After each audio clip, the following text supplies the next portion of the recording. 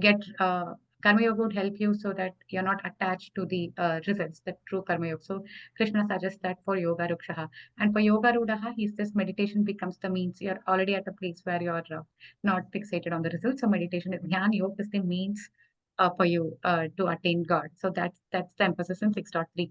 In 6.4, he and we would have a doubt at what time do I know that I'm a karma yogi, or what time do I know I should focus more on dhyan. So he gives more pointers towards a karma yogi. He says that the elevated karma yogi is not attached to the sense objects, or he's not attached to the results also. He doesn't think that he's the one who is doing the actions. He knows that the actions are happening in the material nature as part of the uh, three gunas that we have. They are the cause and the reaction. And he says that our true identity is that of an observer. And he says that elevate yourself through the power of your mind and do not degrade yourselves. The mind control is important. And he says that for those who have conquered the mind, it is their friend. Otherwise, the mind behaves as the worst enemy. And he says on conquering the mind, the yogi, he raises above the duality. He remains steadfast in devotion to God. So here he speaks on some terms like cold and hot, happiness and joy. So he brings the dualities in the aspect, and he says that once you conquer the mind, you rise above the duality. So that's the symptom of a yogi. And satisfied by knowledge and discrimination, he remains undisturbed in all circumstances. He also introduced that he looks at a friend, enemy, mediator, everybody in the same aspect, and he looks upon everybody with an impartial intellect, and such a person he should be considered in high regard. So this was until 6.9. So now the question comes is how do we get to the state? How do we get better? So once you are done, you to perfect your once you're perfected the karma yoga, dhyan yoga becomes the means. But in order to perfect a karma yoga, also you need to have a good control over the senses and mind, and meditation would help that. So the very beginning thing is he says that renounce the desires for the actions. So the mind needs to be purified, and then you will be able to meditate better. You should use your higher self, that is your intellect, to control your lower self. So this is something we've seen last week. I'll take another quick 5 minutes to brief up all the slides which we discussed last week, and then we could go ahead and we could open half an hour for discussions. So this is the 6.10. Yogi Unjita Satatatmana Rahasi Sitaha Ekaki Chitatma Nirashira Aparigraha. So yogi, he's constantly engaged in his self. He's fixed in his mind in his self. And when another thing is he's ekaki. He's established in a solitary place while he meditates. It's a place without any distractions or something. And then Sri Krishna also advises on the seating, the posture, and the place, and other things in the consequent shlokas. He says, Asanam Atmanaha, Nati Nicham, Chaila, Jina Anukshottaram. He chooses a clean place, in a clean place, establish your seat that is neither too high nor too low, and with lot, deerskin, and grass. So we learned what this translates to. So you have to be when you are meditating, you sit in a stable and a neat and clean place, and which is not too high and not too low. This is to avoid the distractions, not too high, so that you don't have the fear of falling, or the altitude should not affect your state, and not too low as in you're not disturbed by any insects or something. And he says that you put a deer skin. That's not literally translated to this day and age. It is said that deer skin, it drives away the insects or the octopuses. They wouldn't come near the deer skin. And also the cloth, it insulates from the seat below the rock or whatever you're sitting on. So these days we have this yoga mats and all, and we are not in a jungle. So we are in our homes, which is nothing but a concrete jungle. Again, we don't have the fear of insects. So nothing to worry on those aspects. So, and also we had a very good discussion with Nitinji and everyone. They said that choose a right time and choose a right place. And having God before you would increase the meditation effect 1,000 times. And having a Guru Padaka would have a million times an effect. So this was something which we discussed last time. And Sri Krishna next he provides on the process of meditation and points out to the goal of meditation. So Upavishayas and sorry, तत्रेकाग्रं मनः कृत्वा यथा चित्तेन्द्रिय क्रियः उपविशयासने युञ्ज्य अद्योगम atma-vishuddhaye. Seated on that seat, making the mind single-pointed, having subdued the activities of the mind and senses, engage in the yoga for purification of the self. So the main goal of meditation is to purify the intellect. And what is meant by pure? Okay, he also says that you need to have a ekagra chitta, single pointedness, and you have to control your mind and senses, and that would help you in purifying your intellect. So, what is meant by purifying our intellect? It essentially means that you remove the three defects from our personality: the mala, vikshepa, and the avarana. So, mala is the tendency to rush out. So, in a way, karma yoga would help us. Vikshepa is the tendency of the mind to get distracted, and in Bhakti Yoga, it purifies the mind. And once your mind is purified, you wouldn't get distracted towards the outside world. So, Bhakti Yoga would help in removing the Vikshepa aspect. And Avarana is the covering or the ignorance. And once we know that we are the true self, so that ignorance is removed, so that covering is removed. And in Dhyana Yoga, the yogi would sit and he would meditate on the self. And essentially, the goal of the Dhyana Yoga is that he has established himself in the self. So they say that Dhyana Yoga would help in getting over the Avarana aspect. And I am not this body, I am the eternal essence, needs to be fully internalized so that it becomes a second nature. This is the goal of meditation. So Krishna also talks about the posture. He says that you have to hold the trunk, head, and neck firmly and steady, observing the tip of one's nose and not looking around. Uh, so this is the best posture for meditation. Today I was also reading in some terms of Kundalini energy or the aspect. They say that when all the chakras are aligned, it is in this position when you're straighted, when your neck is straight, and your trunk is aligned. So Krishna doesn't go to the energy aspects or something. He gives you an indication of the posture. So the focus should be there on a single point. You have to be focused single pointedly, and we should lock our eyes on a single point. Our mind, if why we should lock our eyes on a single point, because our mind would rush otherwise. So the movement of eyeballs would also cause a distraction. So Krishna says that you focus on a single point. And again, breath regulation is nothing but mind regulation. If you're having a very good teacher under a guidance, you could go for breath regulation. But otherwise, if you even control your mind, that would automatically control your breath. Once you start meditating, you realize that your breathing is slow. So there's a strong bonding and a strong connection between your mind and breath. So this is also something which we discussed last week. And yeah, it is suggested that we focus for 25 to 30 minutes. And there is also a scientific reason why it is at 25 to 30 minutes. It is said that once we sit down, just to quieten our mind, it takes 10 minutes usually. So the next 10 minutes should be dedicated in going within ourselves. So this is also a reason why most of the meditations are scheduled around the 20 minutes timeline. So this is all that we discussed in the last week. So now I'll open this up for discussions. We could have a good discussions, and if time permits, we will go to the next shloka, which is 6.15. So until then, we stay here. If you want me to go to a particular slide for discussion, please let me know. And Sandhya ji, you have your hand raised first, so please go ahead. Radhe Radhe. So this is regarding, I think 6.12, where you're talking about Mal, Vikshep, and Avaran.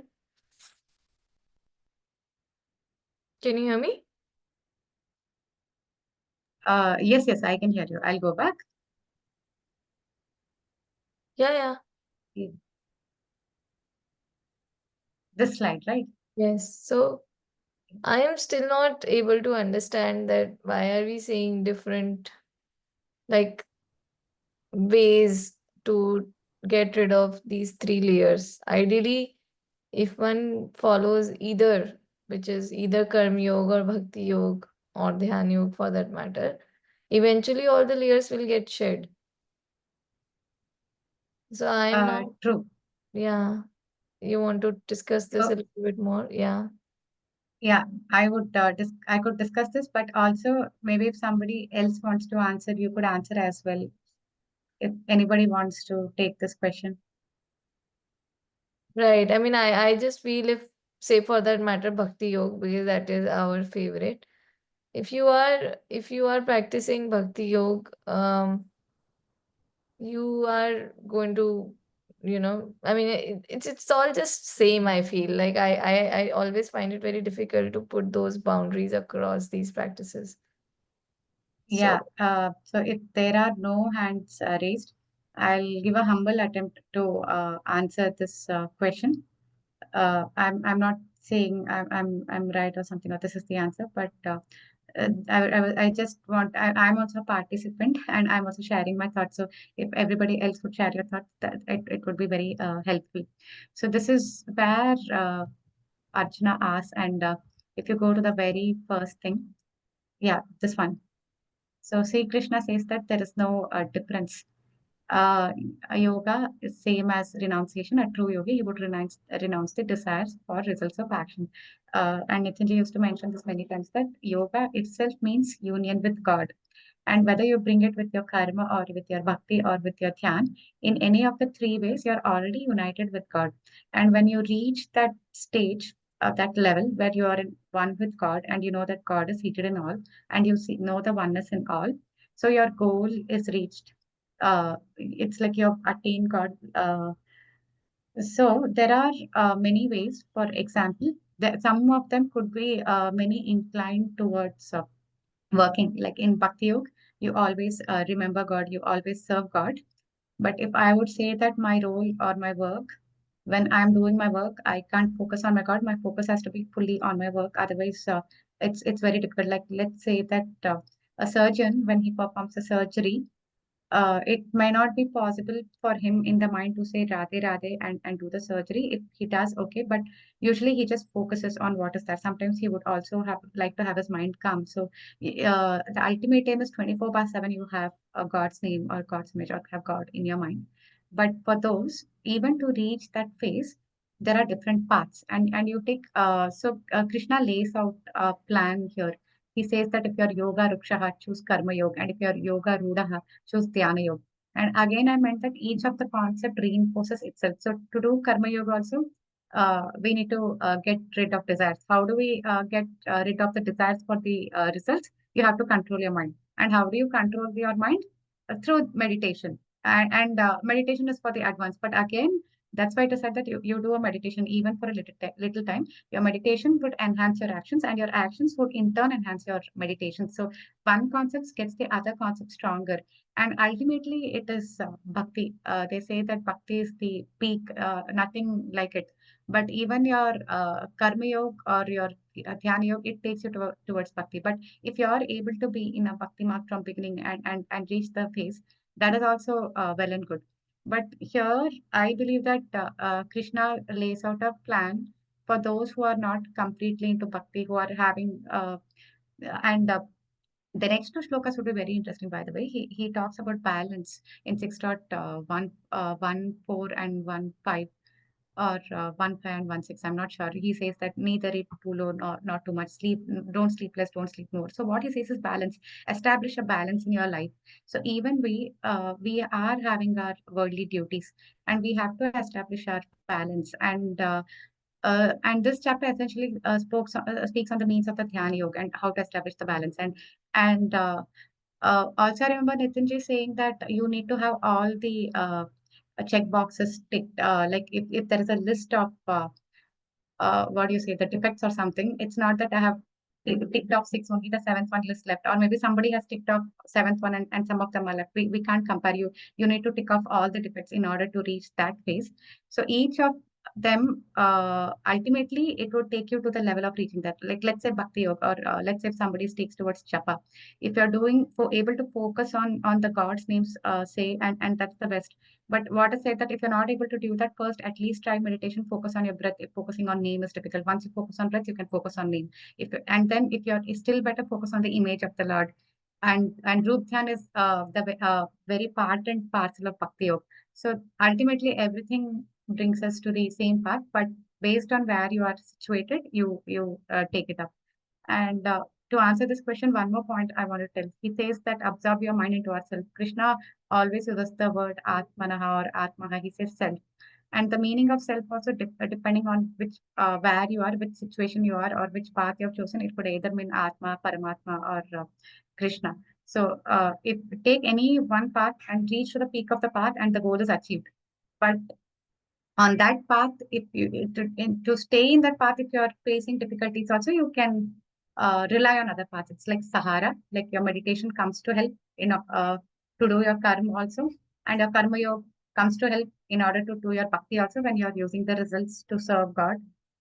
So it's like taking the Sahara of an other path if you are not able to grow in one path. But any one path, again, the word yoga, it means that the union of God. The aim of any of the yoga paths is to be one with God, to be united with God. So this is my understanding.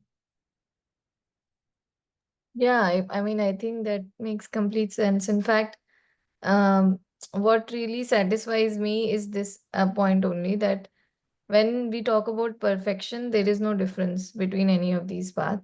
But as a practitioner, when we are trying to achieve that perfection, um, each one of us have different personalities. When we are bound by Maya, we have different kind of gunas that dominate us. And that's why different practices might be more suited depending upon our personalities. Um, so from that perspective, some people might be more to do with, I will just focus on doing my work and I'll offer it all to God. Some people might be more that I want to spend direct one-on-one time with God in doing devotional practices. So yeah, that can, I think also, as part of practice, I understand that different people may have different personality and can opt for different ways. But yeah, eventually I feel this mal viksheep avaran will go away through any of the practice. It's just about that consistency. But one more point that I think Nitinji also mentioned, and I also feel like mentioning every time, is this Nam Jap. You know, it's like such a beautiful tool that we have received for the Kali Yuga, that we don't even need to understand all the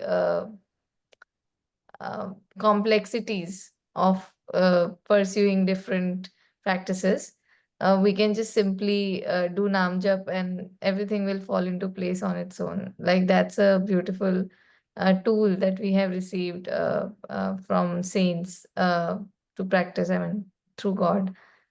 And actually, one more point I wanted to mention was around Bhagavad Gita. Like I was just thinking, contemplating about it, that you know, when it comes to a teacher, sometimes if they are talking about high funda philosophy, they will not get into practical nitty-gritties of how do you practice and implement it. But when it comes to Krishna, who is like literally the Jagat Gurutam, he, I mean, just think about it. Like, at least so far, whatever 6.13, whichever shlokas we have covered, he is talking about everything. Like how to sit, how, like talking about those practical nitty-gritties as well. Uh, Whatever you need, he's providing you all information. So that way, it's a really comprehensive um resource that he has provided us for like entire humankind. So that thought I just wanted to share with everyone. So yeah, thanks. Yeah, that's true. Thank you so much, Sandhya ji. Pratyusha ji, you have your hand raised. Yes, I was actually, I don't know much about Krishna, but when you were explaining this thought that came in my mind was, we can go in the, from back to forward, like Avarna, Vikshepa, and Mala. So Avarna is ignorance, right? So if you see a person who is materially minded, material intellect, and the other person is spiritual. So if we consider these two people, then for the material person, um, everything material will be his focus, right? So always he will be trying to gather, and his mind will always be distracted. So and that distraction is because he's ignorant of himself, so which is avarna, right? He's ignorant of his real nature. So ignorance comes, because of ignorance vikshepa comes, that is, he is distracted, and because he is distracted, he will have lot of thoughts. that which is mala, which is there will not be any one pointedness. And the same person, just like I think Valmiki was asked to say Ram, right? The person, however materially oriented, however whatever his tendencies were, was brought down by that name, because again his thought got focused. So again, from the mala, it went into the distraction went away, and then the ignorance went away. So that is kind of a cycle from the material, how a material oriented intellect will go towards, outward, and when we take God's name, how it brings it back to removal of ignorance. Yeah, that's what.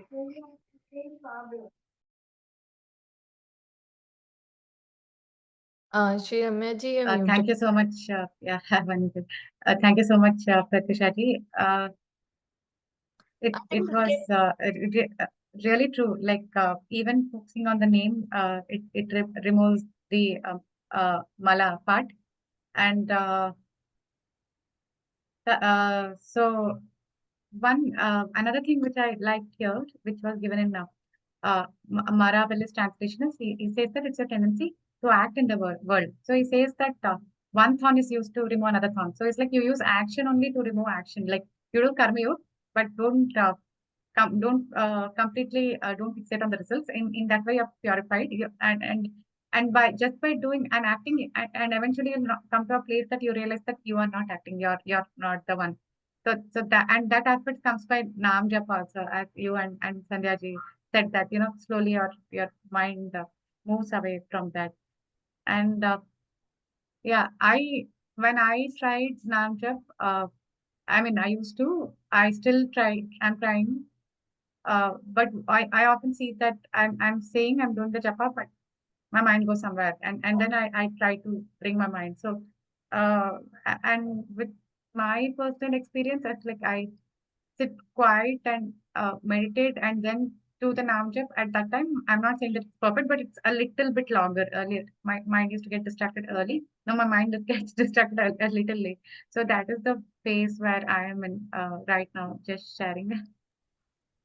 If I can say one more thing, I mean, I was listening to something on meditation, and I came across, I think last time Nitin sir also said the same thing, which was if we want to meditate, um, three things we can put into our meditation practice, which is first is time. So what is the duration for which we want to do the meditation, and then the object, like how long, I mean which object on what.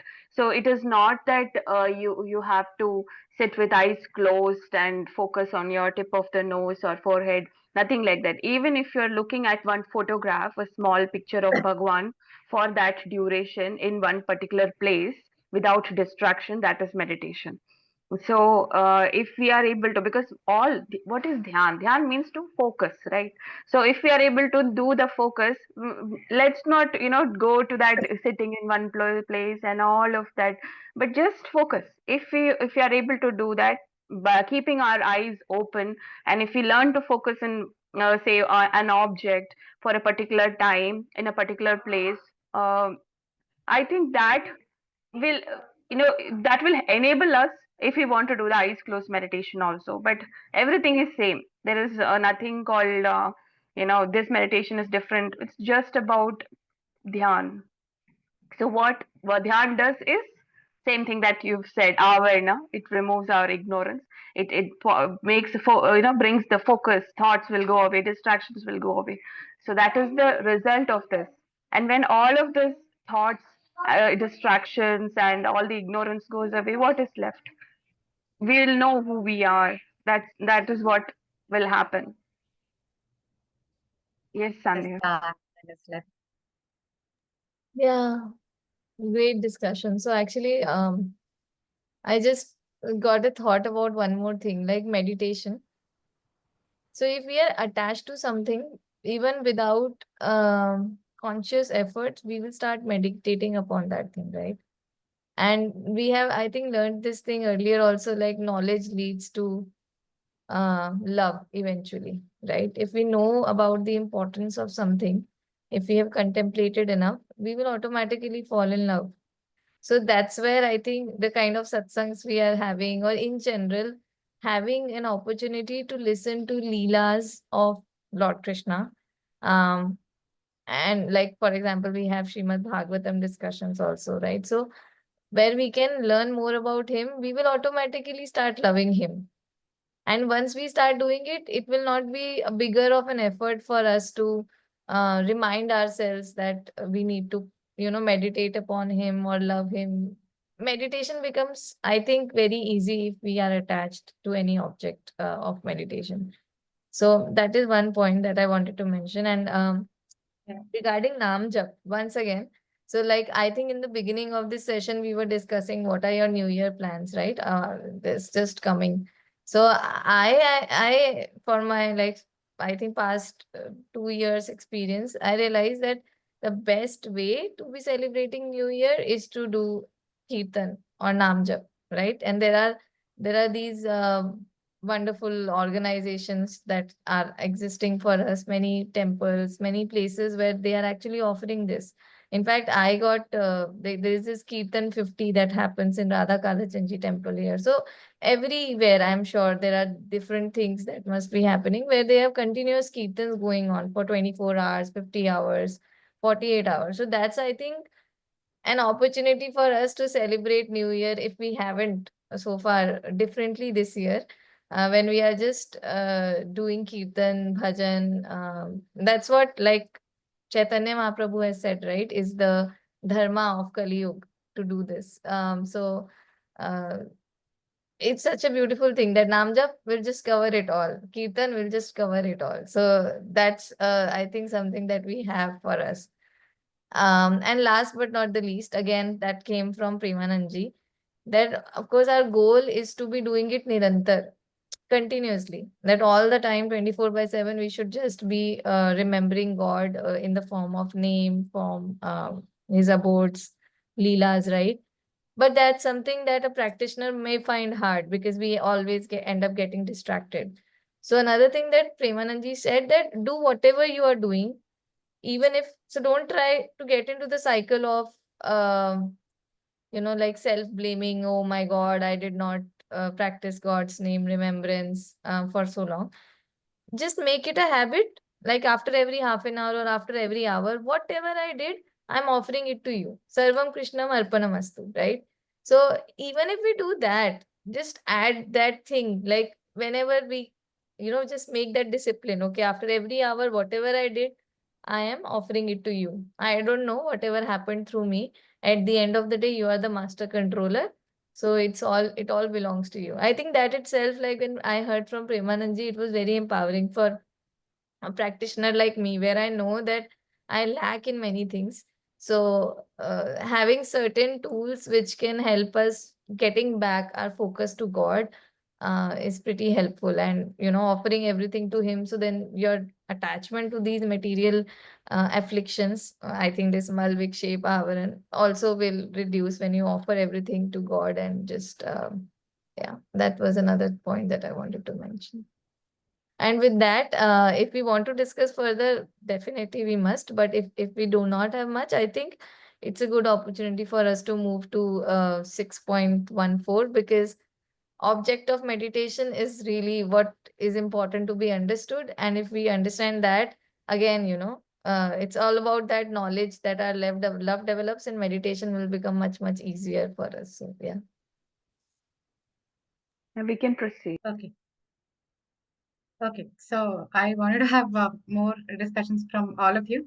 But for now, I'll proceed with 6.14 and I'll see if I could open up the last few minutes again for discussion. So I'll go with the next slides. And I really rushed up from 6.10 to 6.13 because we already covered it last time. So yeah, 6.14. So maybe we could take a couple of hands for reciting the shloka.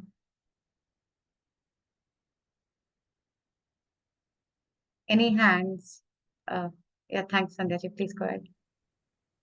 I can try.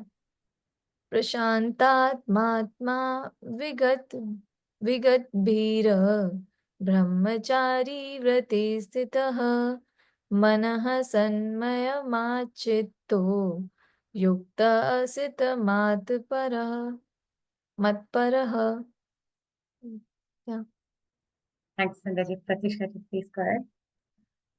Radhe, प्रशान्तात्मा विगतभीर्य ब्रह्मचारी व्रते स्थितः मनः संयम्य युक्त आसीत् मत्परः. Thank you, Pratisha ji. So I'll read out the translation.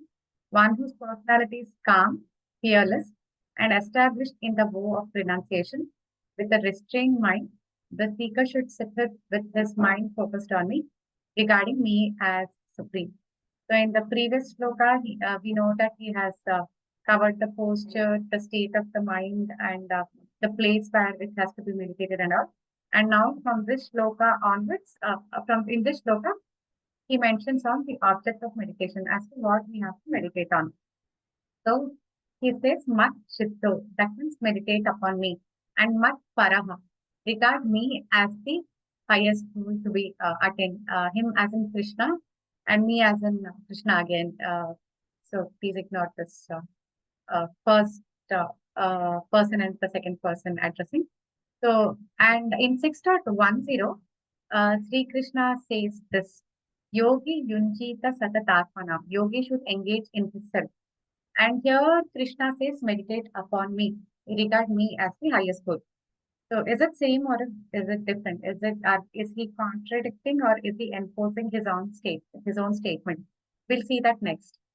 So why mentioned is because for the beginners, to focus on an abstract Atma is difficult, to focus on the self. So Krishna says that choose one form of Ishvaraha. So since we are having the material body, we have associated ourselves with the material nature of our body. So for these many years or for these many lifetimes, it's easier for us to focus on forms. So so here it is meant that you choose one form of Ishvara on which you can focus on, and you make that as your goal of your meditation. Once you start taking delight in a form of Ishvara, it gets easier. Like as Sandraji says, once you fall in love, it gets more easier, to have that in your mind. So the same way, you choose a form of Ishvara in which you take delight in, and then you can put your effort to focus on that on that form of Ishvara. So the seeker needs to put effort in making Ishvara as his goal. So, and another question that arises is, let's say that in material world, if someone says that you need to think of me, or you have to always think of me, or you need to always have me as a goal, we would think that what? Excuse me, why should we think about you? And that way, and we would think about a person that, oh, maybe he's having a lot of ego, he's putting in himself in that place, he thinks of himself as very high. That's why he wants everybody to think of him or something. So now coming, why is Krishna asking everyone to think of him? Even I had this question from one of our friends many years back. I still remember them telling that Krishna is God and he has everything. Why would he want anyone to give him attention or to think of him? Why would God ever say that? So I was also contemplating on this, why Krishna is asking us to meditate upon him. And again, Krishna doesn't ask us to do anything for himself. When Krishna is asking us to do, he's telling it for our own benefit. So maybe he's telling it for our own self-improvement, to think about him, not that he needs our attention, but it's for us to elevate ourselves. So this again, I didn't stick to one translation. I referred to 4 books. I referred to Gita, which is by Prabhupada, then I referred Swami Vivekananda's books and Maravelli's Gita journey. So I've taken points from everywhere, and this is what I've found. So this is again another shloka from Bhagavad Gita. I don't know the number. It says Vishaya Vinivartante Niraharasya Dehinaha Rasa Varjam Rasopyasya Param Drishtva Nivartate. once you have a higher taste, you would automatically give up on the lower taste. And we discussed this in that previous daily wisdom from Bhagavad Gita classes and all. Once the child grows up, he finds something else more interesting, a motorcycle or something. He doesn't think about the toys anymore. He would give up the toys. But for a kid who's at the kindergarten, the toy is everything for him. So as we develop the higher taste, we would give up on the lower taste automatically. And so that is the reason. And Krishna is the highest self. The spiritual self is higher than our material self.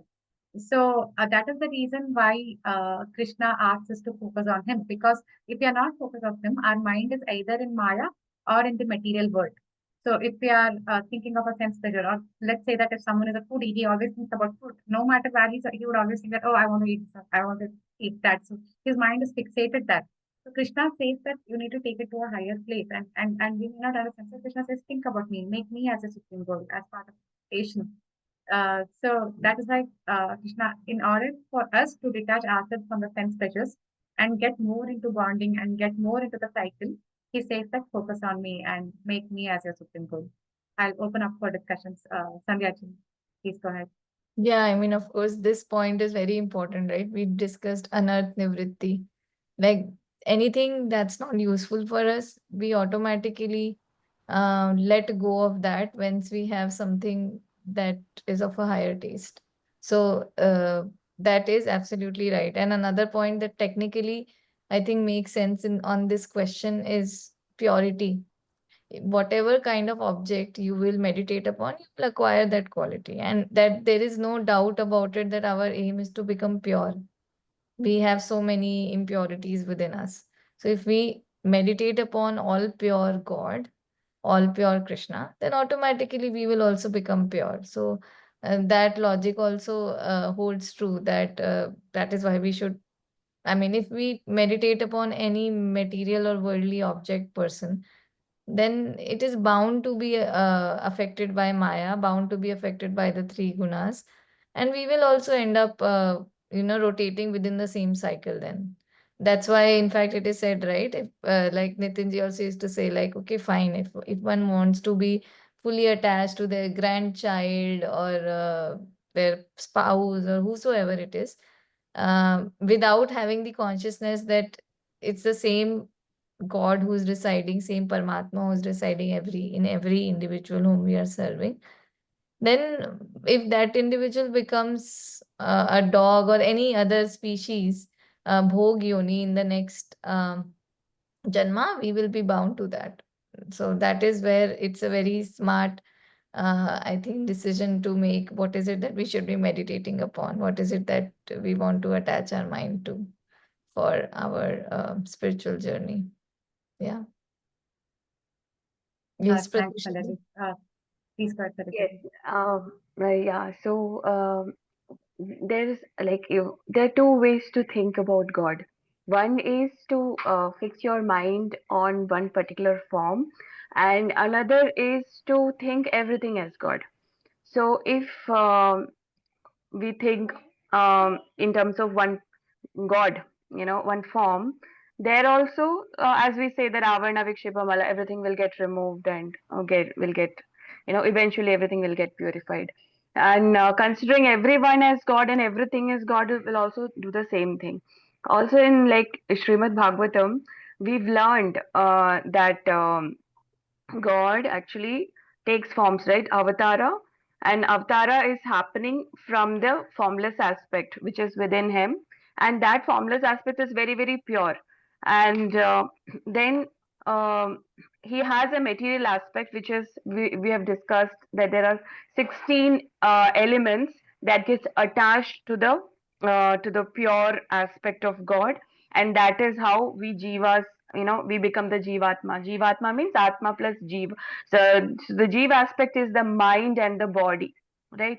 So if we consider the mind and body, which is everywhere, every mind, every body, as Bhagwan, that is also a way to reach the God, or just the atma. If we focus on, we will actually naturally detach. One way is in the Dhyan Marg, I think they say 1880, I'm not the material, so I'm focusing only on this. And the other way is like seeing everyone as God, that we have learned in the previous chapter, in this chapter also, that that Kanchana, the stone, clay, and gold as same. So if we look at everything as Bhagwan, the same thing will the purification aspect will happen. So why meditate on God is definitely for the purification purpose. And how to see is like this: if you're going for a dhyan mark, you can say that I'm not the material, I'll just focus on, because I think Ishwar Pranidhan is a very important aspect of yama and yama that we follow in the dhyan mark. But for the bhakti yog, they are naturally, we are naturally praying to Bhagwan. So these are the two ways that we can look upon, or we can look upon people who are practicing dhyan yoga, or people who are practicing bhakti yoga. Basically, God is not something, two ways of seeing it, but the ultimate goal is getting separated from our the material thing. That is just the ego. Ego is also a part of mind, and we are not that. Or we can say that, yeah, everything that is the thoughts itself, or the situation, everything is planned by God. So in either way we can take it. Yeah, actually, just to add, that is why, this wonderful opportunity to establish a personal relationship with God can take us very, very far. And it's like, just try and develop any relation. That's why we have like so much freedom, right? Try and develop any relation with God. Strengthen that relation by learning about those leelas of God, and then automatically we'll start meditating. And so in fact, I was looking for a video. I came across this very beautiful video in which there was this person who was normally okay, nice person doing all his duties and household, everything. But he was also bound by Maya. So once in a while get irritated, angry, or do actions which are self-centered, and like say corrupt in some sense. Okay. So his life was going along. One day in the morning, there was a bell which rang for his house, and he opened the door and he found that there was a guy standing on the other side. He asked, who are you? He said, I am God, and I have come to spend one day with you. He was like, are you like, he was not able to believe. He said, yes, that is the reality. So today, for the entire day, I'm going to be with you in every activity that you do. And then this guy was like, okay. But then he realized after a moment itself that only he can perceive this form of God who has come to visit him. His wife and none of his family members can see. So he understands, okay, this is something for real, which is exclusively happening for me. So let's proceed with the day. That very day, he was performing all his activities, but he was very conscious about someone else who's watching him all the time. So whenever he was about to do anything that can hurt anyone, anything, वही तो मैं कह रहा हूँ, तुम मेरे पीछे होंगे, मुझे देख so रहे होंगे। it's like whenever there's nothing that we don't know it's right to do or wrong to do. It's all of us know what is right, what is wrong. All of us know when we are angry, and we are reacting and not responding. So he was also able to observe himself in that context. But whenever any such moment was coming, he was realizing, okay, God is watching me. And that itself was changing his action. So I think that story for me was a very good eye opener, that it's just about that consciousness. Because it's not that God is always watching us. So if we just try and remember this, that we are not alone in any moment. So I think that itself will help us meditate and be in the mode of Karma Yoga more often than not. So, yeah. Thank you so much for your insights, Sandhya ji. And that was a very beautiful story, God knocking on the door. And actually, if we bring that aspect that, yeah, he's there, if somebody's watching us, we all would definitely get more conscious, but we tend to forget. It just slips off of our mind that God is watching us. So, shall I proceed with the next slides, or any more hands? Anybody else wants to have a discussion? Yeah, I think we can move Okay. forward. We have like 7 minutes. I'll move forward for the next slides and then uh, get back. Hmm. Yeah. So the next is the prerequisites. What are the prerequisites for meditation? So one term what Krishna uses is prashantatmaha. So prashanta is calm, quiet, and deep person. So when the seeker's mind becomes extremely quiet, meditation is possible. If the mind is disturbed, even worldly things such as studying for an exam cannot be accomplished. Yeah, this is something which I've all uh, faced, and especially when the subject is very tough or difficult, we get the thoughts of the outside world even more often. So the same with meditation or to focus on the God. So we need to have a calm mind. And this is what which I was saying earlier also. So science has said that you have to first at least take 10 minutes. So it takes 10 minutes for the mind to calm all its thoughts in general. So usually you should plan for sitting for meditation for 15 to 20 minutes if, in case you want to take time separately for meditation and for sit and if you have to sit and meditate in case you're a beginner. So the next prerequisite which Krishna mentions here is Vigata Bihi. Vigata Bihi is fearless and yeah, one was completely gotten away from fear. So one thing I wanted to say that Krishna says that Prashant Atmaha Vigata Bihi. These are the prerequisites to be called as a meditator. But that doesn't mean that you need to have them to start your journey as well. But you can start your journey, and when you can see that as and when you're meditating more, you become more calmer and you can become more fearless. When you're situated completely in dhyan, like how do you know that the person is a dhyan yogi? You know you can see the symptoms. These are the prerequisites, but that doesn't mean that you don't feel calm and you don't meditate at all. In fact, if you're not feeling calm, that itself is the very reason for you to sit and practice meditation. So Vigata Bihi is the biggest fear that we have is that will someday drop our worldly identities. And for me, at least, I think death is the biggest fear which I had, which I still have silently or secretively maybe, but at least until last year it was very, very evident. So, and even I was checking with Nitinji, why do I fear death so much if something happens to me or to any of my known ones? So he says that. It's because you have to drop all you're attached to your identity so much, and at some point you'll have to drop your identity, and that's the fear. So that is the biggest fear. So as part of the meditation, so you would have been situated in yourself. That is, you realize that you are one with God, and the God is present. The very God is present in everyone. So you're situated. In fact, you see yourself in all, and you see God everywhere. So that helps to get rid of your worldly identities. So fearlessness comes in that way. Another way of looking at this is we fear duality. Like we fear the if you're happy, we fear the sad things, and so we fear the dualities.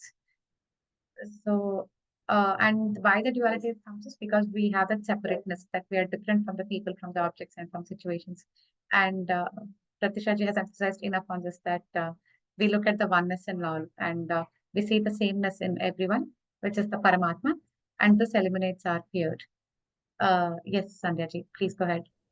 Yeah, I mean, I'm sure all of us have heard about this, but I find this such a beautiful inspiration that I always feel like bringing it again and again. It's about the Sant Namdev, and what was his consciousness. Like he used to, once, like he was sitting and he was about to have a chapati for him own self, and a dog came and took it away, snatched it away, and instead of becoming angry about it, he actually ran after the dog with ghee in his hand. That my hey Prabhu, my God, you have come to meet me in this form, and you should not be having the chapati in its dry form. It should also have the clarified butter on top of it. So that's the consciousness that all the elevated personalities carry. Like we have also learned in that Bhagavad Gita shloka, right? That dog eater, dog, a person of that elevation, or yogi, sees everyone equally, understanding what is the common entity, the divinity that is within each and every entity, be it living or non-living, right? So Yeah. yeah, the Sant Namdev story is very, very inspiring for me. So I just always feel like bringing it back, and reminding ourselves that that's like the goal, to become someday like that. Yeah, that's a very beautiful story, Sandaji. And uh, yeah, Pratisha ji, a few weeks back, we had Shloka, I think it was 6.8 or 6.9, friend, co, mediator, and he looks at everybody with equal intellect and equal intelligence. So that was also part of the very same chapter. Yes, Pratisha ji, please go ahead. Yeah, I was actually, thinking about the fear of death, right? So I used to have this that I love my parents so much. So what will happen when, if something happens to them? So this was a very real thing when I was small, maybe maybe till college or something. And I think it's also because, as Nitin sir said, no, we are attached to them. So, one thing I have now, what I perceive is, if we are attached, there will be some situations that will come, that will take that attachment away. So, we just pray. For me, I think I got married. So that thing, slowly and steadily, I am attached to my parents, but I don't have that fear. What will happen, if they are not there? It is coming from there. So I take care of them, and then I Bhagavad Gita came. So I think when you study and when you complete your 18 chapters, you will become fearless. You'll not have any fear of death or anything. So I think knowledge of who we are, and if we go very very basic, then even our parents only contributed the material aspects of us, right? But we are that energy form. So we'll keep changing, as in our like a dress. So that's what we have to consider this body as, and that also will remove our fear. It's just that you just have to go to the very basic of who you are, and also this thing that we have died billions of times before, so it's not going to be a new thing. So yeah, you just have to Yeah. think on those lines, and I think it will go away naturally, or something will come and it will remove your fear. So please go ahead, Sandaji. Yeah, I mean, I know it's the time, but I couldn't stop myself from after hearing what Pratusha said, because I think this is how I was personally introduced to Bhagavad Gita, It was, I very clearly remember as a child, I was attending the funeral of someone very close to me. And at that point of time, I did not have a good understanding of, like life, death, soul, body, and all those things. But that's where, as part of our Hindu culture, I feel this is such a valuable thing that they talk about Bhagavad Gita. The priest actually was reciting the shlokas and explaining the meanings of that. And that's when I was introduced to this Vansansi Jeevnani Yatha Vihai, right? That this body is nothing but a cloth which keeps changing. And I think that had its own profound impact. So, as you said very rightly, the knowledge, the Shravan, Manan, and Nididhyasan can really, that contemplation, that rehearing again and again can really put ourselves into the right perspective around perceiving what is temporary, what is permanent, who we are truly, and what relation is eternal and what relations are, transient as part of our journey. So, I think very, very important point. So thank you. I mean, it's not that it's like fully situated, of course, we are not yet there, but having an opportunity to be able to hear it, understand it, is a big blessing, which we should never let go of. Yeah. To show that. And but we're almost on time. I have another 2 slides. So is it okay to go ahead? You decide. I mean, we can always continue next time as well. If we want to discuss properly, so I think it's okay. We can, kind of revise from 6.14 beginning, and then we can move on to the next shloka, next class. Or Yeah, I'll just take up the 2 slides, then we'll have a revision on it and 6.1516 in the next class. okay, Another sure. 2 more minutes. Okay, thanks. So another prerequisite that he says is Brahmachari Vrate.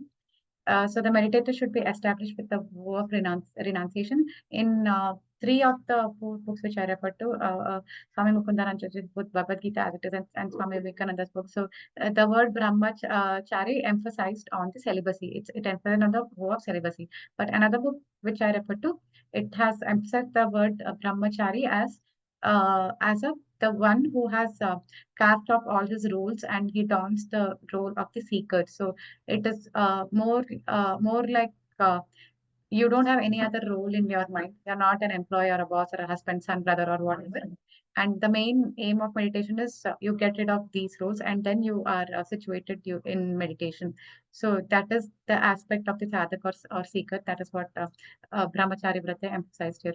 And also there has been other discussions in terms of the in terms of the energy aspect or something like how being a brahmachari, it enhances your energy and that could be used for meditation and those things. But when we look at it from the Dhyana Yoga perspective, we say that yeah, this is a prerequisite, and as long as we are having these roles in our mind, we wouldn't be able to meditate properly. So we will open up for discussion on this slide as well in the next week. And another prerequisite, what Krishna mentions is samyama, is under restraint and balanced. And he has explained restraint and balance much better in 6.15 and 6.16. So I've not taken up the specific part of the shloka samyama as part of 6.14. So that's it we have. And to end, this is something which I came across on Instagram. So to quote the person from where we took this also, Isha Lakwani, they say what is praying? Praying is we asking God or we talking to God, and meditation is we listening to him. He talking to us and we listen to him.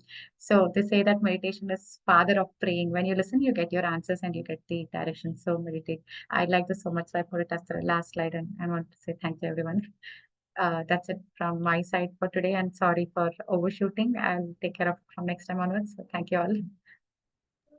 Thank you, Sri Ramya ji. It was beautiful explanation. You took two consecutive classes and took time to explain it again. And we had a lovely discussion. So it was all very, very enjoyable. Thank you so much. No, we are so. I know that you are so busy. So still, you took it. That itself. Thank you so much. Yes, wonderful. And I think the logic of flow across, connecting multiple shlokas and reiterating, revising, and getting to the essence of it, we are the biggest beneficiaries. So thank you so much, Ramya ji, for doing this. And thank you everybody for attending this. Satsang, we are beneficiaries of the satsang. We'll continue doing this.